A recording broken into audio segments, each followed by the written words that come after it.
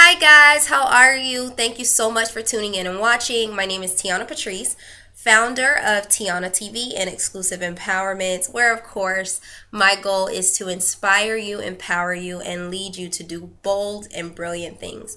So today is Throwback Thursday, and it's not just a day of putting embarrassing pictures on all of the social networks that you can find or that you're linked to, but also what I love about Throwback Thursday and Thursdays is it's the day that I dedicate to throwing negativity back to where it came from.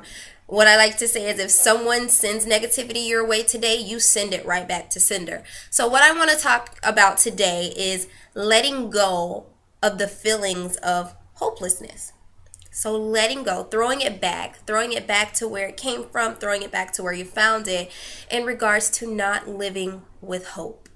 So for example, I've heard several times people say that they're not going to get their hopes up about a certain thing because they don't want to get disappointed, right? You've probably felt that way. It's very interesting because just a few weeks ago, my best friends were in town and we went and we ate at an all-you-can-eat restaurant, and it was in a buffet, and we had the fortune cookies at the end. So anyways, I opened up my fortune cookie and I can't remember in detail what it said, but the underlying concept of my fortune was don't get your hopes up and you won't get disappointed.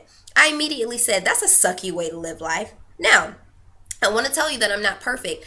In the past, I remember actually being younger, one of my mottos when I was younger was, I'm not going to get my hopes up because if I don't get my hopes up, then I won't be disappointed.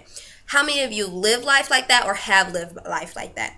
Well, when you know better, you do better, first off. And as you grow older and you mature, you find that if you don't go through things, you don't grow through things. So for you, do you see the glass as half empty or half full? Okay. Do you not get your hopes up because you don't want to get disappointed? Living life hopeless really just means that you're living without faith. So, what I want to talk about today is I'm going to give you 5 reasons of why you should live with hope and get your hopes up. So, the first reason, you're going to say, really? That's one of your reasons? The first reason is rejection. Yes, rejection. That is one of the reasons why you should get your hopes up, and I'll tell you why. In rejection, you'll hear the word no more than you hear the word yes. And if you know me or you follow me or you're a personal friend or family member, you know one of the words that I hate is no. You do not tell Tiana Patrice no. Well, let me tell you, in the last 3 years, I've heard no more than I've heard hello or yes. But that's a great thing for me, especially for someone who wasn't used to hearing the word no, because I had to learn how to deal with the word no, how to be able to communicate with the word no, how to be able to grow, in hearing the word no, because you will go through a point in life where that's a word that you will hear more often than not. And so you need to be able to get your hopes up.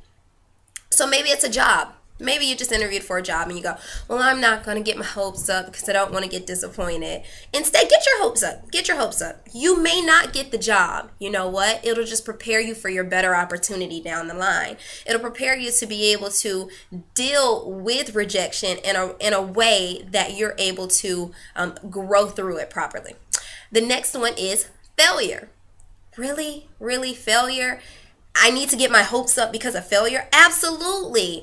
Again, if you don't know how to go through things properly, then you won't grow through anything. If you don't get your hopes up and learn how to deal with rejection and failure, then when rejection and failure happens, it'll put you in a place that you won't know how to get out of. Trust me when I say that you need to learn how to be able to grow through these things. So when these things happen, because they are life will happen.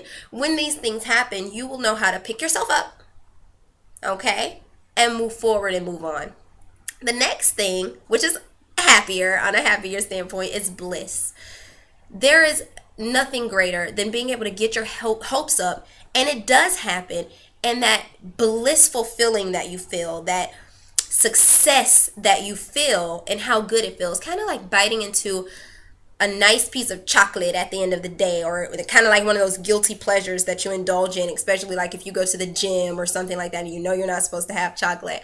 But what I really mean is being able to have that feeling of going, I got my hopes up and it came through. And it came through for me. So being able to live your life, with the glass half full versus half empty, getting excited about that job, getting excited about that scholarship, getting excited about that new opportunity or that raise, and it actually coming through for you versus saying, I'm not really going to get excited. And then it happens and then you're like, oh, well, okay, it happened. But you're not excited about it. Get excited. Get your hopes up. The fourth thing that I want to talk about is because it allows you to feel. What I've talked about, the last three things that we've talked about, is being able to feel the emotion. That's what it's about. Get your hopes up because you need to learn how to deal with the emotion. So getting your hopes up allows you to feel. It allows you to be human. You're not a robot. You have emotions. You can't block out your emotions and run away from disappointment because you don't know how to deal with disappointment. Learn how to deal with these things. Learn how to get your hopes up so you can live a more purposeful and fruitful life.